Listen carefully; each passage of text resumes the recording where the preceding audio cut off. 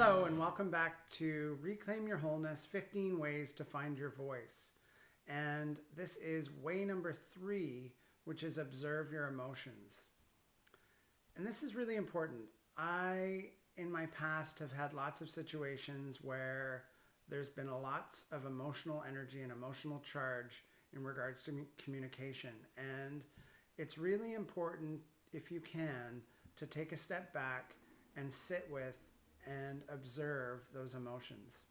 And the reason this is important is that when we bring emotion into conversation, it can really energetically make it even more difficult to have a conversation. And so when we take the time to slow down and stop and observe what is happening in our world and ourselves, we can really start to move some of that energy so that we can be more present in that dialogue or conversation.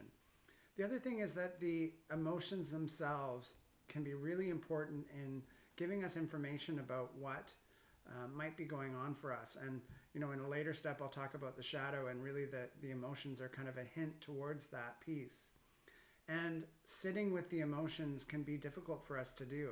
I certainly have had a hard time with being with my intense emotions over the years.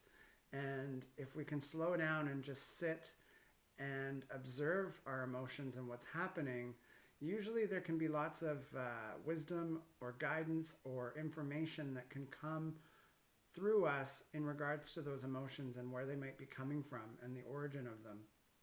And when we observe our emotions, we're actually, honoring ourselves and connecting with ourselves in a way that perhaps we didn't get seen or heard in earlier parts of our lives.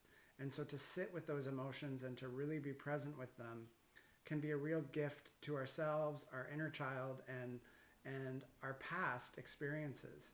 And so this is something that takes time. Perhaps there's some physicality that is needed. So going for a walk, getting out of the situation, sitting in nature, and really just sitting with the emotions and feelings that are coming up in our body and allowing them some space to provide information and provide perspective, and then also allowing them to move.